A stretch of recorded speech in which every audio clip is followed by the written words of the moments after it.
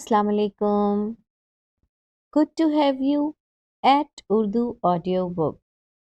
حاضر خدمت ہے قیصرہ حیات کا ناول ذات کا سفر، ایپیسوڈ نمبر 4. یہ کچھ سائنسدانوں کے خیالات ہیں، کیونکہ ان کے نزدیک روح ارتقائی ماہیت جماداتی، نباتاتی اور حیوانی مراحل سے گزرتی ہوئی بالآخر انسان کے شعور، جذبے اور خواہش میں اپنا ظہور کرتی ہے، اور ارتقاء کی یہ منزل ختم نہیں ہوتی بلکہ چلتی رہتی ہے. یہ عمل انسان تک آ کر رک نہیں جاتا، بلکہ اس سے آگے اعلیٰ تر مخلوق کا امکان موجود رہتا ہے. نفس بشری ترقی کی منازل طے کرتا ہوا ملائکہ کی صف میں جگہ پاتا ہے. لیکن ہمارا اصل موضوع کہ واقعی انسان بندر تھا، میں بذات خود اس سے متفق نہیں ہوں، صرف اس بنا پہ کہ انسان اور بندر میں ظاہراً کچھ مشابہت پائی جاتی ہے، اس کا ماضی بندر سے جوڑنا درست نہیں ہے. اگر دونوں کی پیدائش سے لے کر ترقی کی منازل تک کے تمام مراحل کا بغور جائزہ لیا جائے تو فرق خود ہی سامنے آ جاتا ہے. پیدائش کے وقت انسان بہت ہی کمزور اور نحیف ہوتا ہے، نہ بیٹھ سکتا ہے، نہ کھڑا ہو سکتا ہے، نہ اس کو خوراک کی تمیز ہوتی ہے، نہ آگ، ہوا، پانی، کسی چیز میں وہ امتیاز نہیں کر سکتا، نہ اس کو نفع کا پتہ ہوتا ہے نہ نقصان کا. اور بعد میں جیسے جیسے شعور اور ادراک کی منازل طے کرتا ہے تو اس درجے تک پہنچ جاتا ہے کہ عقل حیران رہ جاتی ہے. وہ ہر وقت کائنات کو تسخیر کرنا چاہتا ہے. اس کے برعکس بندر کا بچہ دوسرے حیوانات کے بچوں کی طرح ایک مخصوص قوت کے ساتھ پیدا ہوتا ہے، جس کی وجہ سے وہ کافی حرکت کرنے پر قادر ہوتا ہے. وہ ماں کی خوراک میں بھی مدد کرتا ہے، نفع و نقصان سے بھی باخبر ہوتا ہے. اور جبکہ انسان کا بچہ ابھی بیٹھنے کے قابل ہوتا ہے، بندر کا بچہ اپنا رزق تلاش کرنے کے لیے دوڑیں لگاتا ہے. اگر دونوں کا اصل ایک ہی ہے تو پھر انسان کا بچہ پیدائش کے وقت عقل اور قوت میں اس سے کمتر کیوں ہے؟ اور پھر انسان ترقی کر کے اتنے عروج پر پہنچ گیا مگر بندر وہیں کا وہیں رہ گیا. اور پھر قرآن کا دعویٰ کہ ہم نے انسان کو اچھی شکل و صورت میں پیدا کیا اور ہم نے بنی آدم کو عزت و تکریم دی، اس مفروضے کو غلط ثابت کرتا ہے. اور دوسرا یہ کہ اس کا بلڈ گروپ انسان کے بلڈ گروپ سے کسی بھی دور میں میچ نہیں کیا. اب صرف ظاہری مماثلت کی بنا پر دونوں کے ایک دوسرے کی بنیاد قرار دے دینا انتہائی غلط ہے. یہ دنیا تو عجائب خانہ ہے، ہر دم حیران کرنے والی چیزیں ہیں کہ عقل حیران رہ جاتی ہے. اب کئی ایسے درخت ہیں، کسی پر روٹی کی صورت میں پھل لگتا ہے اور کسی میں سے دودھ نکلتا ہے، کسی سے لیموں کا رس. ہند اور افریقہ میں ایسا درخت ہے کہ اس کے پھل کے اندر کا گودا قوام اور ذائقے میں بالکل بالائی کی طرح ہوتا ہے. دریائے گنگا کے کنارے ایک ایسی گھاس دیکھی گئی ہے جس کی پتیاں اسی طرح ہر منٹ میں 60 مرتبہ حرکت کرتی ہیں جیسے کہ نہ بند ہونے والی گھڑی ہو. اب کس کو کس کی بنیاد کہا جائے اور کس کو کس سے منسوب کیا جائے؟ سر، انسان کو آپ آخر کس درجے میں رکھیں گے جبکہ اس میں حیوانیت بھی موجود ہے اور انسانیت بھی؟ یعنی کہ بیک وقت وہ بیسٹ بھی ہے اور گاڈ بھی. وہ اشرف المخلوقات تو کبھی نہیں ہو سکتا. حسن پھر بولا. وہ سخت بور ہو رہی تھی مگر خاموشی سے سب کچھ سن رہی تھی. انسان کیا ہے اس کو سمجھنا واقعی بہت مشکل ہے. اشرف المخلوقات جیسے رتبے کا تعین کرنے کے لیے دوسری مخلوقات کے بارے میں مکمل آگاہی ہونا ضروری ہے، اور یہ واقعی بہت مشکل کام ہے. البتہ مولانا رومی کہتے ہیں یہ خلاصہ کائنات مجموعے اور صاف علم کوزے میں بند دریا ہے، اور اس کے مختصر سے وجود میں پورا عالم پنہا ہے. اس سے زیادہ اور کیا کہوں؟ ہاں، میرے ذہن میں ٹیگور کی ایک اچھی بات آئی ہے. The fish in the water is silent. The animal on the earth is noisy. The bird in the air is singing. But man has in him the silence of the sea, the noise of the earth, and the music of the air. Thank you sir, Hasan मुस्कुरा कर बोला। सारी class बाहर चली गई और वो वहीं सिगरेट के गहरे गहरे कश लगाती रही। बहुत दिनों बाद वो खुशगवार मूड में आई थी और हमेशा प्रोफेसर दुर्रानी ऐसी ही गुफ्तगू शुरू कर देते थे जिससे उसको सख्त चिढ़ थी। अब उनके इस लेक्चर ने भी उसकी हालत गैर कर दी थी। वो काफी देर वहीं बैठी रही जब अचानक हसन क्लास में दाखिल हुआ। उसकी नोटबुक उसकी सीट पर रह गई थी। वो उसे देखकर चौंका और हैरत से देखता ही रह गया। इर्द गिर्द के माहौल से बेखबर वो कैसे सिगरेट सुलगाए बैठी थी। वो उसकी तरफ बढ़ा। Excuse me, are you all right? कोई प्रॉब्लम है? वो हैरान हुए जा रहा था। उसने अपनी अंगारा आंखों से उसकी जानिब देखा और उठकर बाहर चली गई। वो मजीद हैरान हो गया।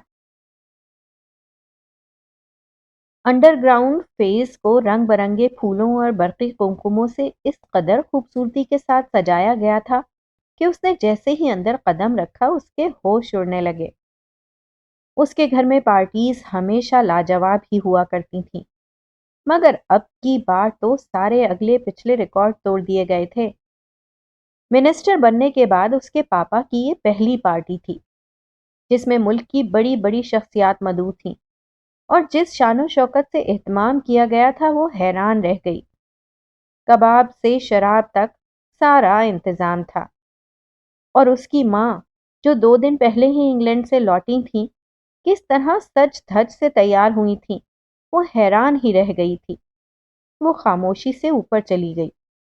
उनकी हिपोक्रेसी यानी मुनाफिकत पर हमेशा उसका दिल उठता था। 2 अजनबी जिनको वो माँ बाप कहती थी, दुनिया की नज़र में आइडियल कपल था। उसकी माँ आला तबके की फैशनेबल खातून मुल्क के नामवर सियासतदान के हमरा कदम से कदम उठाती चलती थी, तो वो अंदर ही अंदर दिल महसूस कर रह जाती थी। और जब दोनों आपस में किसी मौजू पर बात करते तो हमेशा तू तकरार करते या फिर गाली गलौच पर एक दूसरे से बात खत्म कर देते, या फिर कुछ तोड़ने फोड़ने पर। उसका बाप गांव से जब आया था तो सीधा साधा इंसान था, अब उसमें वहशत ही वहशत थी। उसके कमरे में डेकोरेशन के बजाय रंग बरंगी मदहोश करने वाली बोतलें सजी होती। हर रात कुछ ना कुछ टूटता। हर रात वो कान लगाकर कुछ न कुछ सुनने की कोशिश करती और उसी तरह सो जाती। हमेशा की तरह हर सुबह पुरसुकून होती। वो रात के नक्श ढूंढते ढूंढते थक जाती, मगर कुछ सुराग ना मिलता, ना कोई सिरा हाथ आता। जब ज्यादा टूटने लगती तो चंद घूंट वो भी पी लेती, फिर सारा सारा दिन पड़ी रहती। उसके माँ बाप बहुत खुश थे, खूब लाइफ एंजॉय कर रहे थे। उनके नजदीक एंजॉयमेंट एक लफ्ज था जिसमें दुनिया की तमाम रानाइयां और खूबसूरतियां सिमटी हुई थीं, और जिंदगी का मफहूम हर लिहाज से जिस तरफ भी देखो, दाएं से बाएं, पश्चिम से पूरब, एक ही नुक्ते पर आकर खत्म होता। दुनिया की इस डिक्शनरी से उन्होंने सिर्फ एक ही लफ्ज मुंतखब किया था, एंजॉयमेंट, जिसको वो बार बार दोहराते रहते थे। उसकी माँ बुटीक रन करती थी।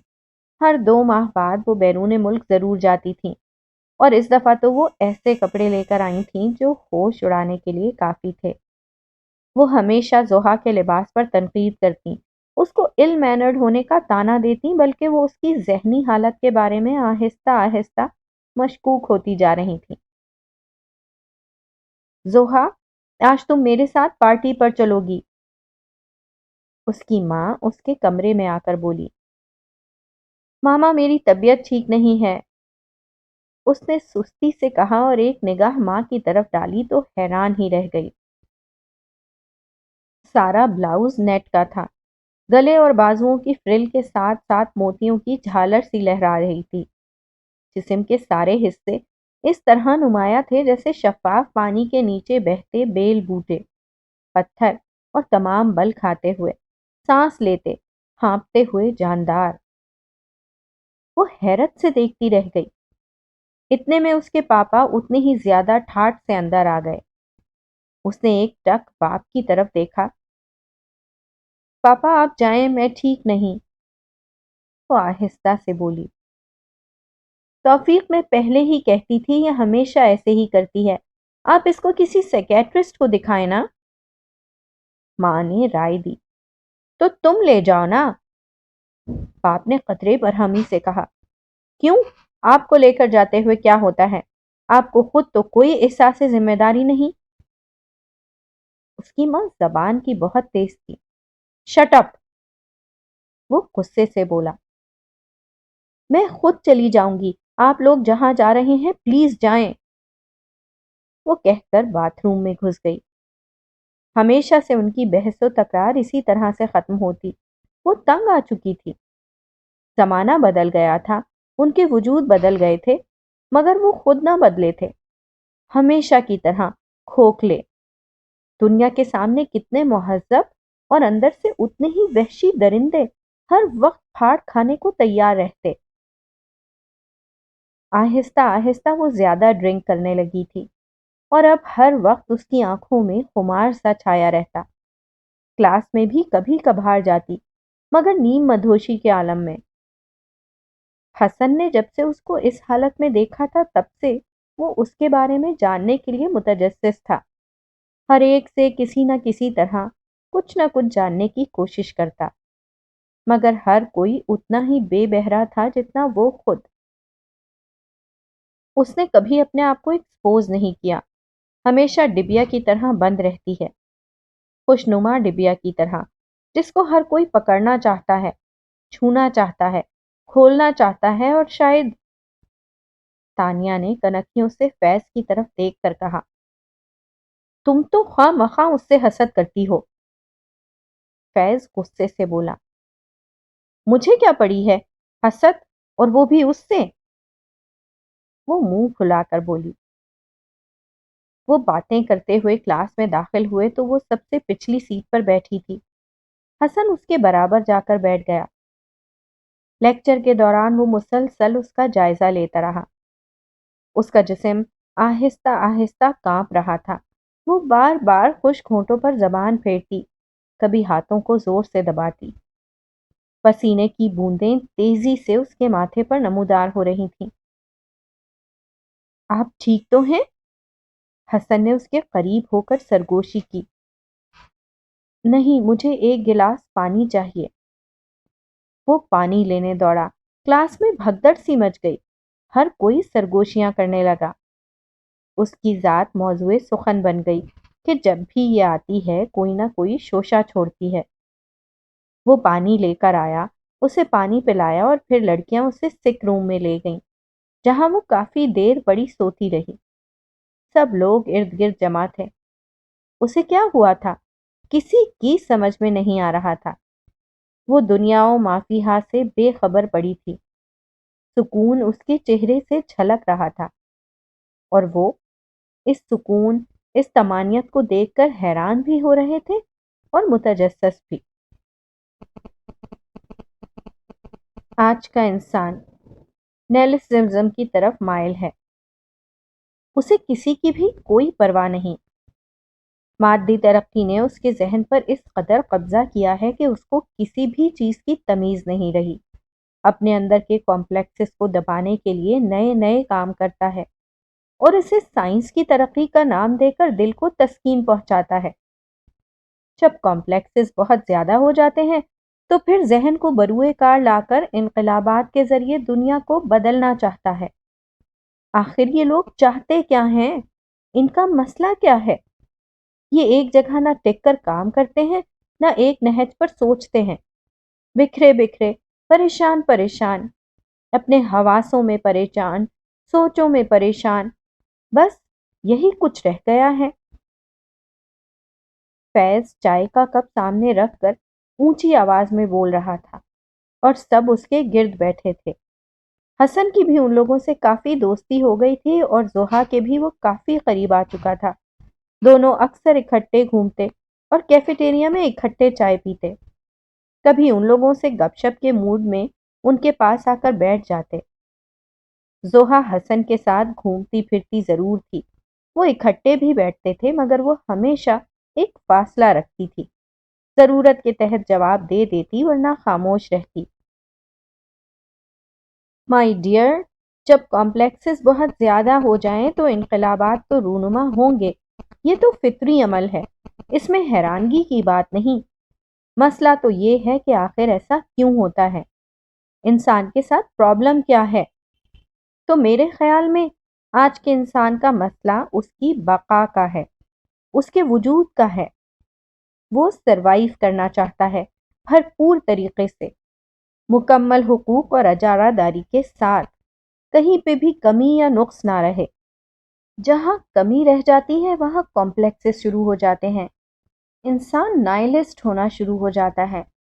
اس لیے جو وہ کر سکتا ہے کرتا چلا جاتا ہے. حسن نے اپنی رائے دی. مگر ایگزسٹنشیلسٹ بھی تو یہی کہہ چکے ہیں. انہوں نے بھی تو انسان کو نظریات دے دیے، پھر بھی اس کو سکون نہیں. انہوں نے تو یہاں تک کہا کہ اپنے وجود کی بقا کے لیے جاؤ، جو کچھ ہو سکتا ہے کر لو، پر دنیا کو کہیں بھی چین نہیں. ایک نظریے کو کیوں نہیں اپناتے؟ عزیز غصے سے بولا. انسان اور ایک نظریے کو مانے؟ تم نے بھی کبھی ہماری بات نہیں مانی. پوری دنیا کہاں اکٹھی ہوگی؟ یوں ہی ہوائی قلعے نہ تعمیر کیا کرو. تانیہ نے عزیز کو ڈانٹ کر کہا. مس زوہا، آپ بھی تو کچھ بولیں. حسن نے اس کو خاموش دیکھ کر کہا. میں مختلف کانسیپٹس کے بارے میں تو نہیں جانتی، مگر مجھے ہمیشہ زولا کا نیچرلزم متاثر کرتا ہے. نیچرلسٹ کہا کرتے تھے کہ جب تک انسان دکھ، تکلیف، بھوک، سیکس، غربت جیسی بنیادی ضروریات سے بہرہ مند نہیں ہوتا، تب تک ذہنی اور روحانی ترقی کے بارے میں سوچا بھی نہیں جا سکتا. وہ آہستہ سے بولی. اس نے پہلی بار بحث میں حصہ لیا تھا اور اس کے لہجے میں ٹھہراؤ پن نے سب کو متاثر کیا. بہت خوب. بات جہاں تھی وہیں پہ اب بھی ہے کہ آخر انسان کیا چاہتا ہے، اس کو کدھر جانا ہے. وہ جو سوچتا ہے وہ کیوں کر اس پر عمل درآمد نہیں کر پاتا؟ فیض نے جواب دیا. اس میں مس میچ تھیوری چلے گی کہ آج کا انسان سوسائٹی میں مس فٹ ہے. اس کا اندر کچھ اور چاہتا ہے اور باہر کچھ اور. اس کے لاشعور میں وہی پرانا حیوان چھپا بیٹھا ہے اور وہ باہر سے مہذب دنیا کا باسی ہے. جیسے ہی حسن نے کہا سب نے کنکھیوں سے ایک دوسرے کی طرف دیکھا اور پھر زوہا کی طرف کہ اب اس کا کیا رد عمل ہوگا. مگر نہ تو آج وہ بھڑکی اور نہ کچھ کہا، خاموشی سے سنتی رہی. اسی لیے میں بھی کہوں، انسان کھنڈرات میں اتنی دلچسپی کیوں لیتا ہے؟ کہیں کوئی غار نما کھنڈر دیکھ لے، لپک لپک کر اس کی طرف جائے گا. پرانی چیزوں کو منہ مانگے دام دے کر خریدے گا اور پھر فخریہ بتائے گا کہ وہ ان چیزوں کا کتنا شیدائی ہے، باوجود مہذب ہونے کے کتنا قدیم ہے. اصل میں وہ اپنے لاشعور کے جذبے کو تسکین پہنچانا چاہتا ہے. فضا نے بات بدلنے کے لیے اپنی رائے دی. ہاں، چلو اسی سے کسی کھنڈر پہ جانے کا پروگرام بناتے ہیں، انجوائے کریں گے. حسن نے رائے دی تو سب نے شور مچانا شروع کر دیا. صرف وہی خاموش تھی. زوہا، تم کیوں نہیں بول رہی؟ فیض نے اس کو خاموش دیکھ کر کہا. میرا موڈ نہیں. وہ آہستہ سے بولی. تمہارا موڈ کیوں نہیں؟ ہمیں گاڑیوں میں بھر کر کس نے لے کر جانا ہے؟ عزیز نے صاف گوئی سے کہا. جواباً وہ کھلکھلا کر ہنسی. شاید زندگی میں پہلی بار وہ اس طرح ہنسی تھی. اس کی کھنک دار ہنسی کو سب نے پسندیدگی کی نگاہ سے دیکھا. سب لوگ تیار کھڑے تھے جب پروفیسر درانی پاس سے گزرے. انہوں نے حیرت سے سب کو دیکھا اور سب سے زیادہ اس کو ہمیشہ پروفیسر درانی کی ان نگاہوں سے خوف آتا تھا۔ ہمیشہ مانا خیز انداز میں ایک نگاہ اس پر ڈالتے اور چلے جاتے۔ آج بھی انہوں نے ایسا ہی کیا تو اس نے فوراً نگاہیں پھیر لی۔ پروفیسر درانی کو بھی نہ لے لیں؟ فضا نے رائے دی۔ رنگ میں بھنگ نہ ڈالا کرو، معلوم بھی ہے کس کے ساتھ جانا ہے؟ تانیہ نے اس کو گھورا۔ حسن راستہ بتاتا جاتا اور وہ ڈرائیو کرتی رہی۔ دوسری گاڑی کو فیض ڈرائیو کر رہا تھا۔ تانیہ اور عزیز اس کے ساتھ تھے، فضا اور حسن زحا کے ساتھ۔ حسن، کہاں لے آئے ہو؟ اتنا خطرناک راستہ، جگہ جگہ کھڈ، چھوٹی سی تنگ سی سڑک کہ ایک ہی گاڑی مشکل سے گزر سکتی ہے۔ زحا منہ بنا کر بولی، جناب، کاروں کی طرف ایسے ہی راستے جاتے ہیں، اب جی ٹی روڈ تو جانے سے رہی۔ وہ ہنس کر بولا، تھک گئی ہو تو میں ڈرائیو کرتا ہوں۔ حسن مسکرا کر بولا، چیلنج مت کرو، اور اس نے غصے میں ایکسیلیٹر پر دبا کر پاؤں رکھا۔ آرام سے، دوسری طرف خطرناک موڑ ہیں، کیوں غاروں سے سیدھا اوپر پہنچانے کا پروگرام ہے؟ 4 گھنٹے کی مسافت کے بعد وہ اپنی منزل مقصود پر پہنچے۔ ہر طرف ٹوٹی پھوٹی شکستہ عمارتیں تھیں، بالکل ہی کھنڈر۔ کہیں کہیں غار نما سے گھر بنے تھے۔ سب لوگ حیرانگی سے ان عمارتوں کو دیکھتے رہے اور ان میں گھومتے رہے۔ ساتھ ہی نہر تھی، وہ اس کے کنارے بیٹھ گئی۔ تم نہیں چلو گی؟ حسن نے زحا سے پوچھا۔ نہیں، مجھے ان سے کوئی دلچسپی نہیں، وہ لاپرواہی سے بولی۔ کیا کہا؟ اور اتنا سفر تم نے کس کھاتے میں کیا؟ حسن برہم ہو رہا تھا۔ وقت گزارنے کے لیے۔ اچھا چلو، میں کچھ نہیں سننا چاہتا، اٹھو اور سب کے ساتھ مل کر گھومو پھرو۔ پلیز حسن، مجھے یہیں رہنے دو۔ اس کے لہجے میں التجا تھی۔ اچھا ٹھیک ہے، میں بھی آتا ہوں۔ اور وہ وہیں سر گھٹنوں پر رکھ کر بیٹھ گئی۔ وہ کہیں بھی چلی جائے، ویرانے میں، گھر میں، کسی محفل میں، وہ خوش کیوں نہیں ہوتی؟ اس کا اندر ہر وقت اتنا سنسان رہتا ہے۔ وہ ہر وقت تنہائی کیوں چاہتی ہے؟ ہر وقت دکھ سا رگوں پے میں کیوں سرایت کرتا رہتا ہے، جیسے خون گردش کرتا رہتا ہے؟ کیا اس کے اندر اتنے زیادہ کمپلیکسز ہیں؟ اور جب کمپلیکسز زیادہ ہو جائیں تو انقلاب رونما ہوتا ہے۔ کیا کوئی انقلاب اس کی زندگی میں بھی آئے گا جو اس کو تہس نہس کر کے رکھ دے گا؟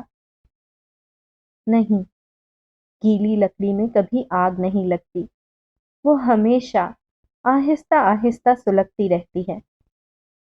اور وہ بھی تو گیلی لکڑی تھی جو لمحہ بلمحہ سلگ رہی تھی، بلکہ جل رہی تھی، مگر وہی نہیں سمجھتے تھے جن کے وجود سے اس نے جنم لیا تھا۔ کبھی کیکر پر بھی پھول لگتے ہیں، کبھی ببول سے بھی خوشبو نکلتی ہے۔ وہ کیا سوچ رہی تھی؟ اس نے پتھر اٹھا کر پانی میں زور سے پھینکا اور اٹھ کر چلی آئی۔